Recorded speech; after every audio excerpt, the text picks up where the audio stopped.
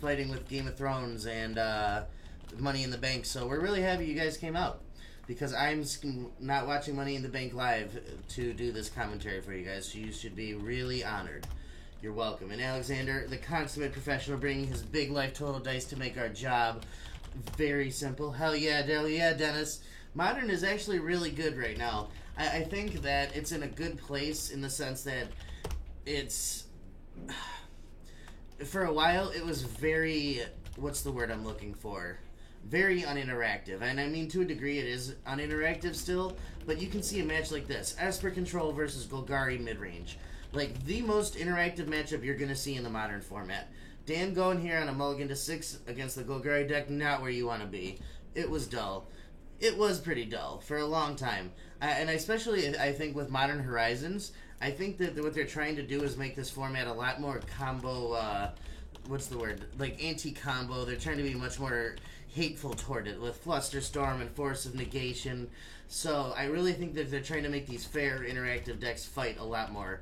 By the way, guys, what do you think of these spoilers? We got Flusterstorm, Force of Negation, which is just like the new Force of Will. Let's talk about Modern Horizons. This set's gonna be sweet. But before we do that, let's get right into the action here. Dan Crapu gonna play a tap Celestial Colonnade. Alexander gonna play a Blooming Marsh into an Inquisition of Kozilek. Dan has a really good mulligan to 6 here. We can see Absorb, Fatal Push, Path to Exile, Cryptic Command. Alexander gonna take this Absorb.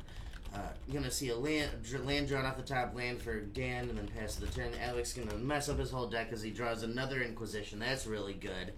Going to be able to take one of these spot removal spells. Takes the Fatal Push, the much better choice. Oh, man, and a Thoughtseize. Going to take himself down to 18, but he's going to take this Cryptic Command 2 here, too. That was a good draw here, this Hieroglyphic Illumination. It lets him, if he can find another land, he'll draw 2 cards, which is a good way to get out from underneath this. All this discard and mulligan that he had, but Liliana of the Veil gonna really put the pressure on Dan's hand. Each player discarding a card. Now we're gonna see a Nile Spellbomb here. Not the worst. It protects the card that's in Dan's hand in the sense that he can cycle it and exile the yard at the same time, which is good against like the Goyfs in Alexander's deck. Alexander gonna tick up here, fetch in response from Dan. Gonna go find himself a Watery Grave. Untapped, going to put himself down to 18 as well. I'm assuming we're just going to see him cycle this Nile Spellbomb in response.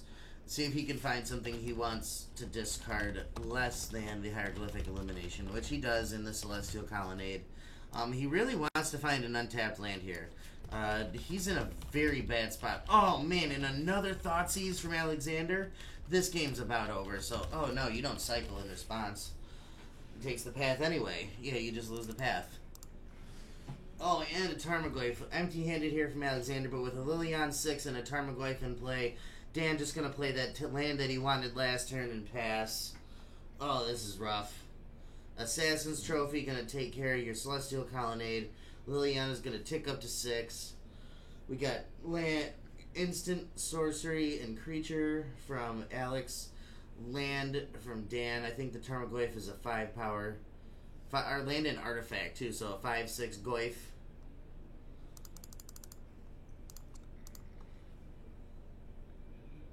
Yep, land and artifact is the additional types there.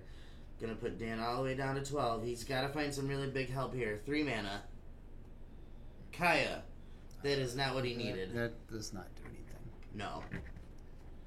That gains him 2 life. It gains him 2 life, and then he loses half his permanents. He loses 2 lands here.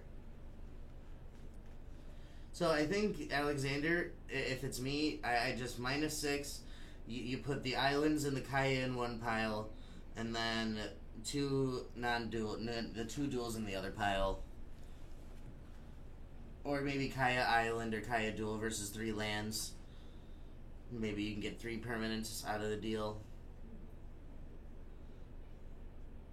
Nile Spellbomb, the draw for Alexander's turn. Goyf only a 3/4? I mean, that seems right. We just exiled 2 cards from a graveyard, so... That's true. Alexander, content to put Lily up to 6 or 7. That's fine also. No rush. I mean, what can Dan even draw to answer it? Yeah, I guess. I just really like doing it. Ooh, an Narset, Partner of the Veils. That's a card. Doesn't really have text here, but... I mean, it digs him. It does a search activation. It's something. He's still at 14. He has a few turns to sit here and get hit by this Tarmogoyf. Yeah. Dan, considering if he even wants to tick down the Narset, I think you do. Well, even if you do that, Alexander could just strip the card out of your hand and kill your Planeswalkers anyway, and I think Dan recognizes that. Yeah. Might want to tick down next turn when you have open mana to cast whatever. Alexander just gonna pass here? No. Is that what he just did? That doesn't seem right. Okay. I mean... It looked like with the hand motion he was passing. He's doing the Alexander thing, though. 3 permanents versus 3 permanents. I like this split a lot. He's recognizing Narset's the much more powerful walker in this situation. Yep. And you give him the 2 duels in Kaya. Kill the Kaya. Keeps his 2 dual lands. Dan in a very bad spot here. Draws a Snapcaster Mage for the turn. Does effective nothing. I mean, you can flash it in. Ooh, and a Dark Confidant. Yep, you made an Ambush Viper.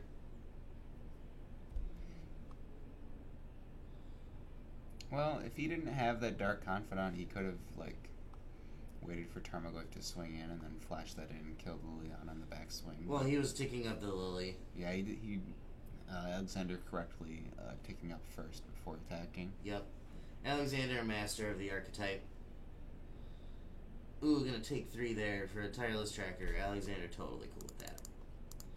Finds a land, too, to go with it. Plays the Tireless Tracker, plays his land. Oh, and it's a fetch land, too. About as good as it gets with the Tireless Tracker out. Discard your Inquisition of Kozilek. Combat, come in with a big old Tarmogoyf.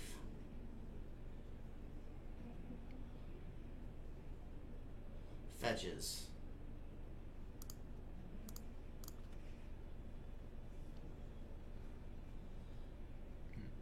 Dan just plays a land and passes. Dan's at 10. Yeah. His life total doesn't matter, though. This game's over. He could even be lower than 10. He could be at 9. Oh, I guess Dan didn't... Oh, Alexander didn't even bother rolling the die. He knows the game's over. Yep, there we go. Alright, that was rough. We saw that mulligan there really having an effect on Dan's ability to play this game. Plus double Inquisition and Thoughtseize on turn 1 and 2. That's almost unwinnable. How do you even come back? So from Dan, we have 1 Geist of Saint Traft, 1 Celestial Purge, 1 Tail of the Shield Mage, 1 Baneslayer Angel. You want to run those out to them? Yeah. 1 Surgical Extraction, 1 Cleansing Nova, 2 Unmoored 1 Dispel, 1 Ceremonious Rejection, 1 Disdainful Stroke, 1 Dovin's Veto, 1 Subtle Wreckage, and 2 Timely Reinforcements. So for this matchup, I like the Celestial Purge. He can hear you reading his sideboard. He's very upset. I don't give a fuck. Sorry. 1 Celestial Purge. I like the Geist of Saint Traft too as like a resilient hexproof threat. You can bring in Tail the Shield Mage just because it's like a 3-mana Leyline of Sanctity against all the discard. Other than that, so not a lot. Maybe Dan probably has a lot of cards that come out in this matchup. Discard spells generally aren't very good against these decks that just play top deck wars, like green-black midrange tends to. So whatever like Thoughtseize effects he has are probably coming out, which is probably like 4 to 6 cards at least. So Celestial Purge is very good because you need Liliana answers, and that's a very clean answer. Right. I'm interested in just boarding in any of these threats. Geist, Baneslayer, Angel, Geist, Teo, those are fine. You could bring in the Timely Reinforcements. That card lets you grind pretty heavily. Mm-hmm. So here at Alexander, what do we got? 1 Nissa Vital Force, 1 Liliana the Last Hope, 1 Grafdigger's Cage, 1 Engineered Explosives, 1 Damnation, 2 Brutality, 2 Surgical, 1 Tireless Tracker, 1 Kitchen Finks, 4 Fulminator Mage. I like all of the threats. Yeah, so I've played not this exact matchup, but green black versus just straight blue white from the green black side a lot. Sideboarding is very hard because a lot of your cards are very good in the matchup. So trying to figure out where to make cuts and what cards to bring in is very hard. As he just showed us there, he's bringing in 4 Fulminator Mage and both of the Planeswalkers, I think, and there were probably some other cards in there I didn't see. The Surgicals, I would assume, are coming in, and then also I would assume at least the I Tireless Trackers. don't think Surgical comes Not in Surgical, Collective Brutality, my fault. Yeah, that would make sense. Just Duress Mode, that's what I meant. And then the Tireless Tracker is very good in this matchup also. So, I mean, and if there's enough dead cards, there's an argument to bring in Kitchen Finks is just, like, a hard-to-deal-with threat. Yeah, like, that's basically what most of the cards that he wants in this match. Like, he wants to see one of these, like, card advantage engines that's also a threat. Like, if he lands Nissa Vital Force, the game's probably over. If he gets a chance to get any Planeswalker going, it's basically over. And Tireless Tracker is basically a Planeswalker, so that's the same. Yeah, kinda is. Fulminator Mage, you wouldn't think so, but it's like very good in this matchup, especially against a deck that's trying to run a greedy 3-color mana base. Yep. It can actually disrupt a lot of their game plan. In this matchup, he's playing 4 Stone Rains.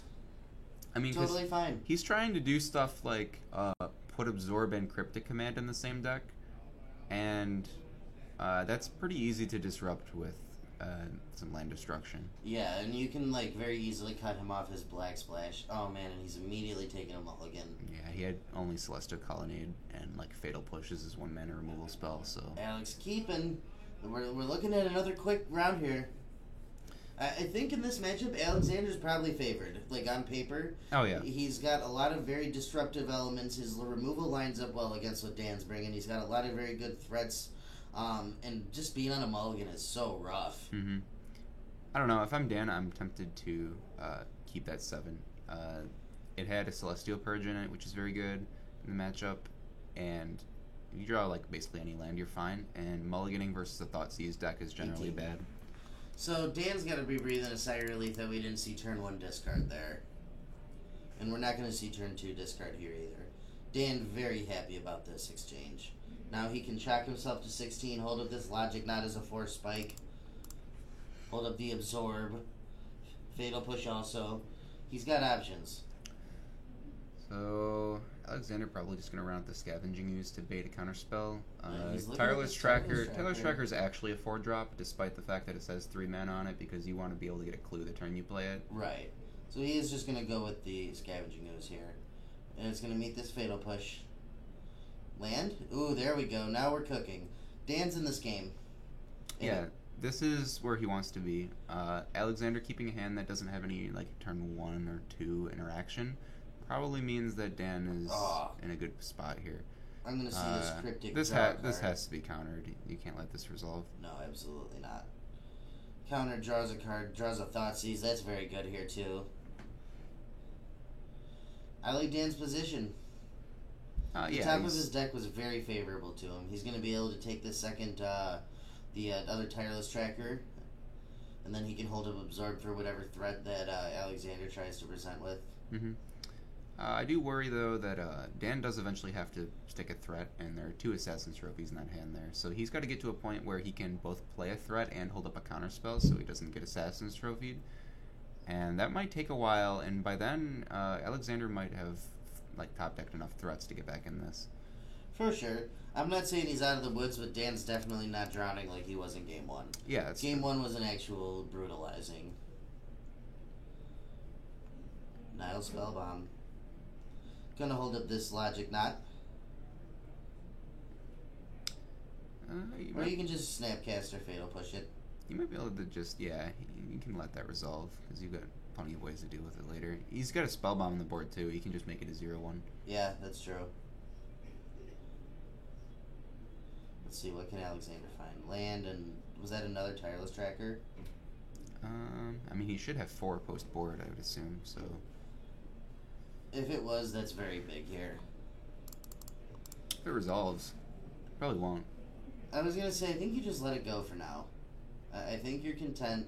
to try and draw something else if it is the Tireless Tracker, because you really need that one to resolve. It's gonna Field of Ruin something. I mean, they're all the same land. Nope, not gonna do it. I like not doing it there. Save it for a Hissing Quagmire. Oh? Or a Treetop Village if he plays it. Gonna flash in this Snapcaster Mage instead. Alright, I'm down with that. Yep. Totally Yeah. fine. Pop yours, pop mine. Yeah, I think he realizes that the Snapcaster. Yeah, I was gonna say his style spellbomb should be in the graveyard, and Alexander, with his Goyf in play, not gonna miss that. That's very relevant. Artifact not easy to get in the yard. Supreme Verdict, the draw from Dan. Yep. Plays a Polluted Delta, gets in for 2. First blood of the match for Dan. Thoughtseize, land, Tireless Tracker, and 2 Assassin's Trophies, the hand. His Thoughtseize makes things kind of awkward for Dan. I mean, he is going to be able to absorb and then hold up the Logic Knot, though, so... I think Alexander might get baited into this right here. I don't think letting this get countered is too bad. If you just... I mean, I think if I'm Alexander, I'm fine with forcing Dan to 1-for-1 over and over, while having a Tarmogoyf in play. Yeah, but Dan is a Supreme Verdict. I mean, you do have these, the leftovers. You left over with 2 Assassin's Trophies, so you get to answer Dan's next 2 threats, so you're probably very far ahead, regardless.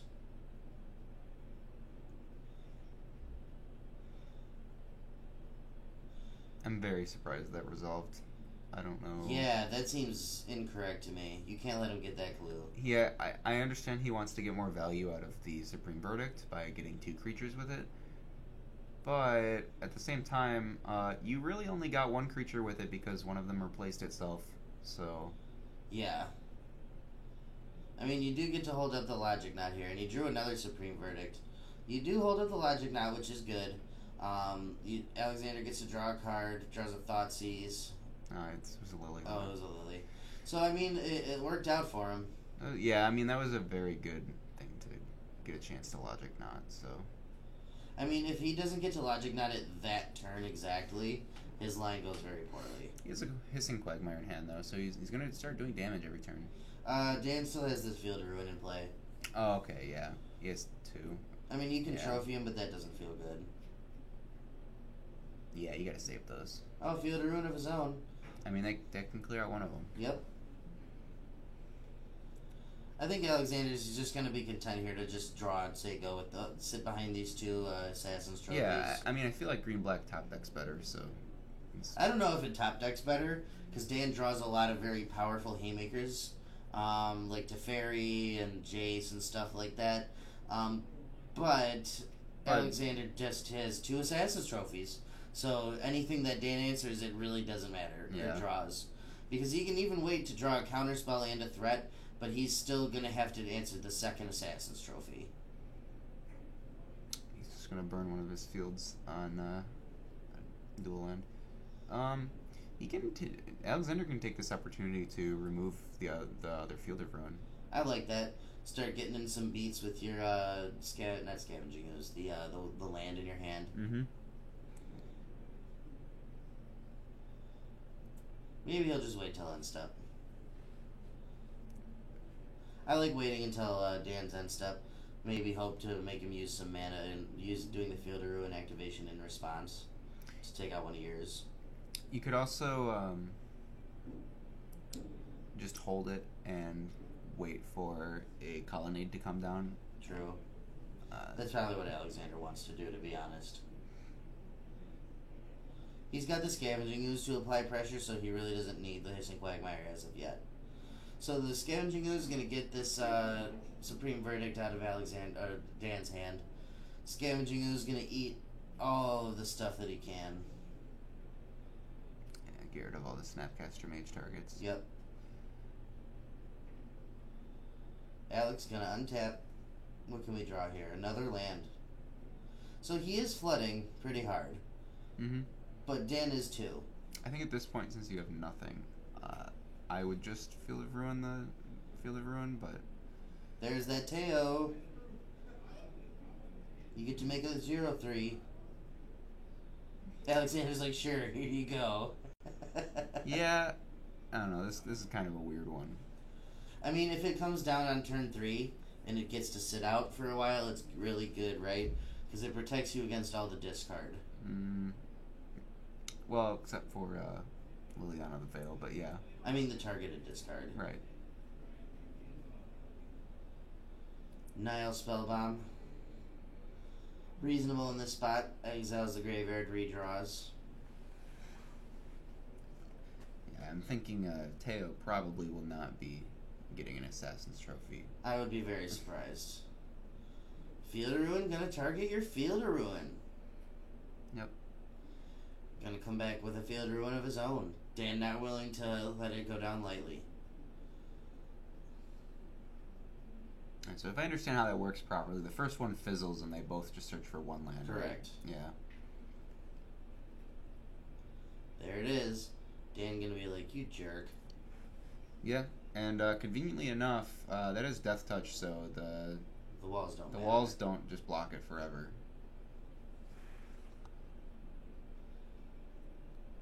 The walls not at their best in this matchup.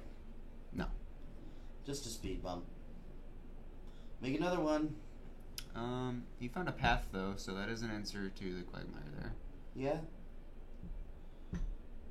Swamp off the top here for Alexander. Gonna fire up the old Quagmire. Then think about whether or not he wants to burn the path on it. He's just gonna throw away the wall he just made. Yep. Another path. And that's a Snapcaster in Dan's hand. Yeah, so he's got a lot of answers to creatures. Although with the Spellbomb in play, the Snapcaster doesn't really have a text box. That's true. Path gonna eat this hissing Quagmire. Alexander gonna go find himself yet another land. Ooh, that's a Liliana. Yeah, he doesn't have an answer for that right now. That's big game. He can flash in a Snapcaster and try to fight. He can, but she will be at 4, so he'd have to do it over 3 turns, and I'm sure Alexander will find something to keep her alive. That's true. In that he's got the time. Assassin's Trophies. Yeah. Yeah, Dan's kind of stuck here because he's got Path and Snapcaster Mage in hand, and there's a Nile Spellbomb in play. So if he discards, What are the odds that Alexander just makes Dan sack the wall? he can't. He's expert. Oh, that's right. That's right.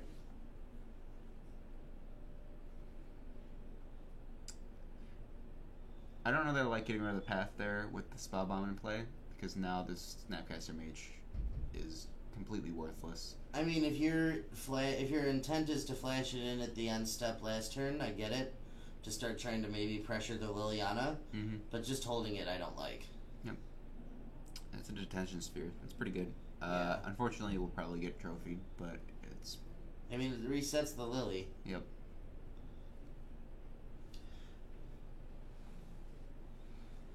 Yeah, if I'm trying to think of a list of things I want to Assassin's Trophy out of an Esper control deck, that's probably towards the top. Yeah, it's probably top 3, along with like Teferi and Jace. Mm-hmm. Looks real juicy here. Yeah. It's not going to do it. Oh, he is. Okay. Yeah, I was gonna say there's no world where he doesn't. There's a Bob in his hand too. What an animal. I mean, Bob's gonna... Oh, no. Nile Spellbomb again. I was gonna say it's checked by the Snapcaster, but... Haha, no it's not. Really like Alexander's position here. Yeah. This is how this matchup tends to go. This is like one of the only mid-range decks that has a solid control matchup, and it's just because of all the different little card advantage engines you have going on. Right. The thing is, too, like, all of your removal lines up very well against what they're doing. Mm-hmm. All your threats are, like, threats that are just potent against control in general. trophy? What are we trophying? Is he gonna trophy the Teo? I don't really understand why he would do that. Maybe he's gonna trophy the wall to kill the Teo? Yeah, if he wants to trophy the wall, he can kill Teo this turn. No, he can't. Or no, not this turn. Not until next turn. So I would just hold the trophy. I don't really know what his plan is here. He wants to be able to take up the Lily. He's gonna pop the spell bomb first. See if he can draw something that would you would rather discard. Snapcaster, in response, gonna path your Bob.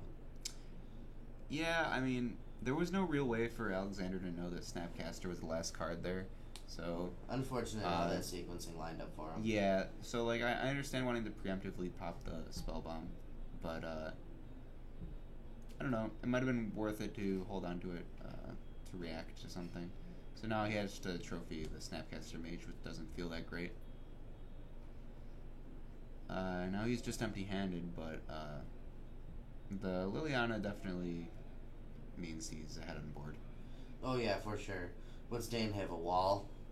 Well, that's the best. Oh! Yeah, that was the best possible top deck. Teferi. Draws another Teferi. Really wishing you hadn't trophied that Snapcaster Mage, aren't you, Alexander? Yeah, that's pretty unfortunate for him. That's very unfortunate for him. See what he found here. Fulminator Mage. I mean, that's not too bad here. It's pretty bad here. It gets walled forever, but it does nothing here. I don't know. Liliana gets to just tick up and make a pile of Teferi in one pile and all your lands in the other. Dan gonna fetch here. I don't think I'd like that. Save that land to discard. Yeah. Because now you can't even take down your Narset. Yeah, you're just gonna lose your card. Unless you're just planning on playing it. Oh, and he finds a Celestial Purge. I mean, yeah, that's... I mean, if your luck's really good like Dan is, I guess you just do it all. Yeah.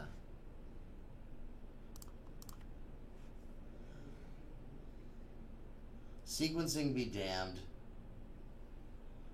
And now we're just lost here, I think. There's 3 Planeswalkers. Yeah, he's just way too far behind. Does Alex not run Treetop? I don't think so. It looks like no. I think that's wrong. But I would imagine his logic for that is running Treetop probably decreases your odds of casting Liliana on 3 consistently. Yeah, I could see that. I don't like doing that. I don't like not running Treetop because Treetop Village adds to your threat density pretty nicely, and a lot of decks have trouble interacting with it.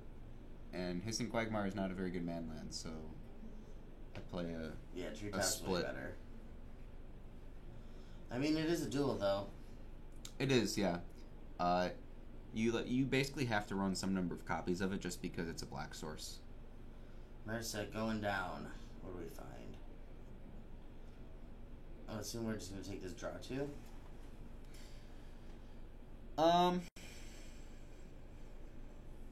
Yeah. Probably the best option. He doesn't need Geist because Teferi's about to win in the game. He could take Dovin's Veto because one of the only ways he loses from here is if his Teferi's trophied, so he could just take Dovin's Veto to just not lose. Makes sense. That's what he's looking at. And he does do the Dovin's Veto. Old Thanos.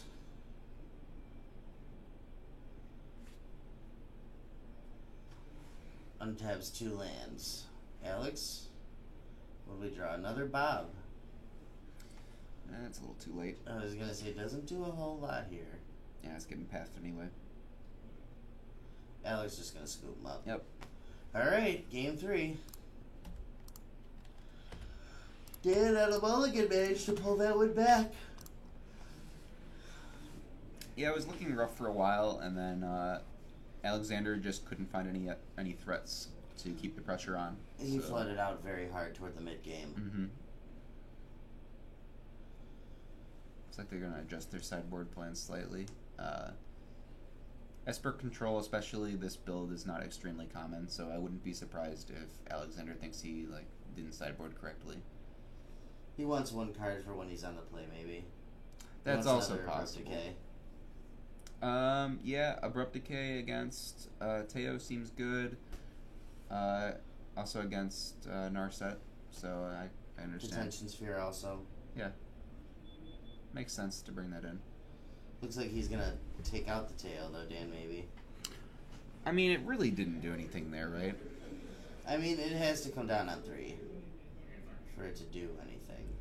Well, even if it comes down on 3, making yourself hexproof by turn 3 is pretty worthless when the only thought seizes that really matter are probably going to be the ones on turn 1 and 2. I mean, that's... When these games go as long as they do, I can see the rationale. Yeah. Because protecting, like, you know, anything you top deck from discard is good. Mm-hmm. Blanking off future discard's good. And, like, really, he's probably just got a bunch of bad cards for the matchup.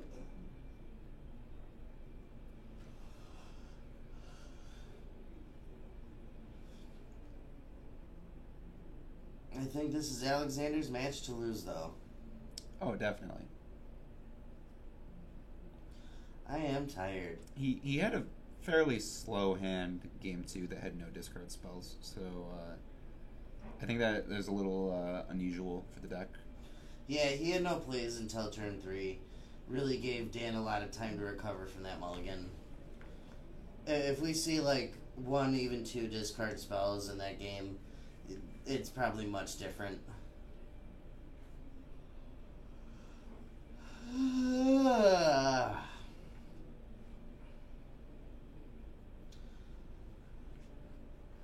Come on, guys. I want to go home and get some sleep. Stop sideboarding. I worked all day. Didn't sleep well last night. And I'm here doing Modern for you, louse. I got up early this morning because our work schedule didn't get published, so I didn't know if I worked or not. So I just went in and had to look at the paper schedule, and then found I didn't work and just went home sad because I woke up early. You know what? Silver linings. You didn't have to work today. That's true. Wish I didn't have to work today. I might be sick tomorrow. I don't know yet. Yeah? I haven't figured that out yet. I feel like something might be coming down, though. I was sick on Friday, but I felt better pretty quickly, so I don't know. Knowing my luck, I'll call out tomorrow, and it'll be the one time my boss tuned into the stream. Be like, oh, yeah, I'll just check it out for once, see what's going on. Oh, he's going to be sick, is he? I don't know why he's like a 20s fucking bad guy. Oh, yeah, see? You're going to be sick, I hear.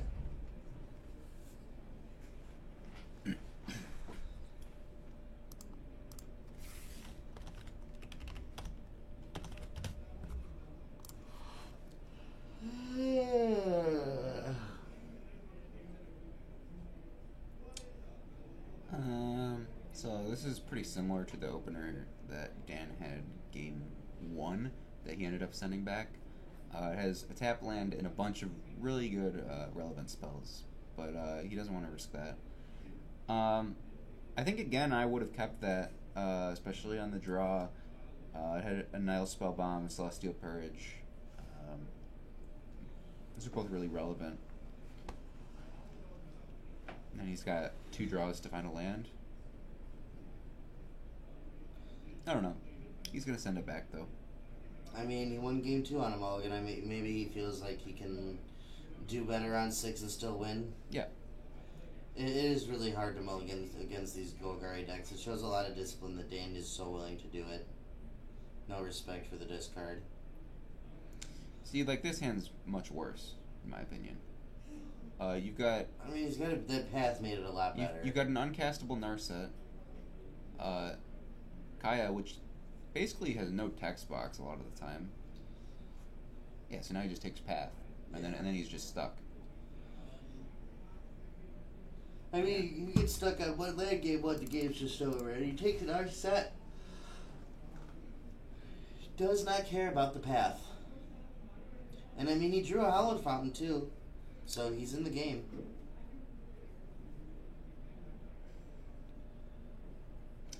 Draws a Teo. I think he's pretty okay with this getting pathed here because he has a tracker in his hand. It means he can go play tracker, play a land next turn. Yeah. If he gets pathed. The correct line would be to path in Alexander's upkeep. Correct. So that land is tapped on his turn. Yeah. So because he did it at this point, Alexander gets to get a free clue. There's a treetop village, so we were all wrong. And he plays the worst treetop village printing too. I know he likes his Excuse foils. you. I know he likes his foils, but That is 10th a edition, great art. 10th edition treetop village is strictly worse than the original printing. Even though there were no foils at the time, it's much worse. I love the monkeys in that art, though. Yeah, it's great, but it's I not mean, as the good. original art is pretty great. You're right about that. Okay, so he doesn't get to untap with this, but he still gave him the clue for free. And another land, relevantly enough. Mm-hmm. Did he do that on his upkeep this time? Yeah, he remembered this time. Okay. He probably remembered after he did it, like, oh, that was a mistake. Yeah. Alexander draws another land. He has another Bob in his hand, among other things. I mean, he knows the last two cards in Dan's hand, so he can pretty safely just play out his hand. Oh, he's got a Scoos and another Bob. Yeah, he can just start playing out threats, and he knows Dan has He's no just answers. going to play the next Bob and say, I'm going to draw a bunch of cards, beat it. Wrath me now, essentially, or lose. Field of Ruins, pretty nice way to deal with Treetop Village, but that's not really his problem right now. Yeah, the problem is that Alexander's going to be drawing 3 cards a turn. Like, that just feels better than Teferi, almost. Yep. Takes 2, takes 0. Draws. Trophy, too. Oh, man. Play a tapped land, play your 2 threats, they go. Yeah, it's a little awkward because the wall's an 0-3, so you have 2 2-1s I can't get through. Okay, so he just wants to go in with the treetop village. Yeah, I like this attack because if he swings this at Teo here, he's got to choose if he wants to throw his wall away or let Teo die. Effectively, it's the same thing except he loses hexproof. Well, next turn he gets to make another wall, too. I wonder if he wants to hold these creatures to play around a Wrath. I want to play one of them at least. Yeah, it looks like that's what he's going to do. You kind of have to. You have to keep putting more pressure on, because the Bobs are going to kill you. He also needs something that can swing through the wall. Yeah, exactly. And through the Snapcaster. Mm-hmm. So, Dan getting Teferi flooded here. He's got 2 of them and a Kaya in his hand. Yep. Takes another 2. You can see Alexander's just going to start drowning him. I mean, he can just activate 2 man lands and swing in with 5 creatures here. I don't like that. I just want to keep playing stuff. That's really bad against Settler Wreckage, which we know is in his sideboard. But I mean, I just want to play things. I'm not necessarily saying attack with everything, but you're drawing 3 cards a turn.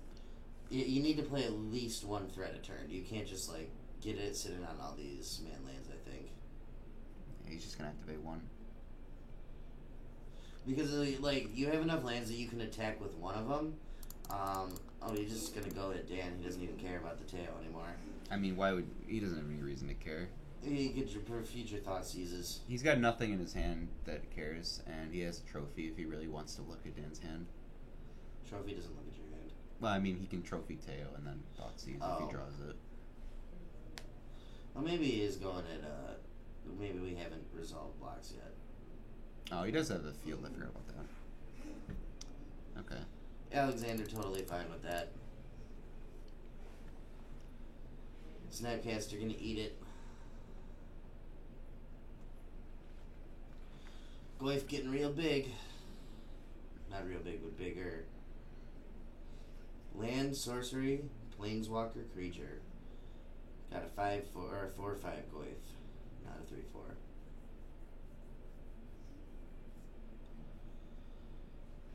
Play another Goyf maybe? Nope, draw a card first. Nile Spellbomb. Doesn't do much here, but it's just good to have on the board for later. Not gonna play another threat. So. I'm not sure he needs to at this point. I want one more threat in play here. These Teferis look real bad. I mean, now you can at least start casting them. You can. They're basically just gonna cycle, but that's fine, I guess. Cycle, gain a bunch of life. Yeah.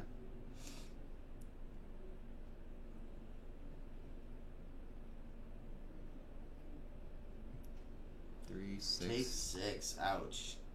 See, this is why I'm saying you need to start committing to the board. Mm-hmm. Bob is going to kill you. You need to start playing all this stuff and overwhelming Dan before you kill yourself. So he's got a lot of options here. I kind of like something along the lines of cast Liliana, maybe just trophy the wall and just try to get in for as much damage as possible and just ignore Teferi. It's possible. Lead with the Liliana, though, maybe, and see. No, he's not. Yeah, he is. Okay. Oh, he's a tracker. Oh, that's a tracker, too. I mean, that'll resolve. He's got no way to deal with that. He's got to worry about his life total here, though. That was my whole point, like, over the past few turns. I really just need to see him getting more aggressive, playing as much threats as possible.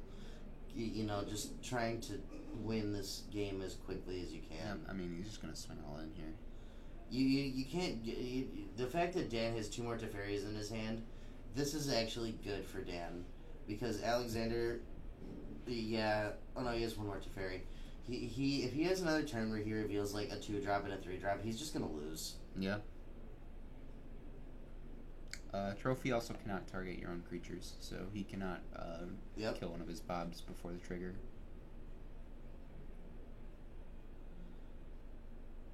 Looking at Kaya, looking at Teferi. Yeah, I think if I'm Dan at this point, I top deck a Supreme Verdict. I'm not casting it. Oh, absolutely not. That's been my whole point. It is like Dan is just going to sit here and watch greatness at any cost him the game. Ouch. See, he just killed himself. Yeah, he's just dead. That's what I'm saying. Like, there was nothing he could have done to avoid that, but he certainly could have... He could have engineered a situation there where if he's much more aggressive with how he's casting his stuff, where he just... It has so many creatures in play that he's winning in a turn or 2 there, right? Yeah. You know what I mean? Like,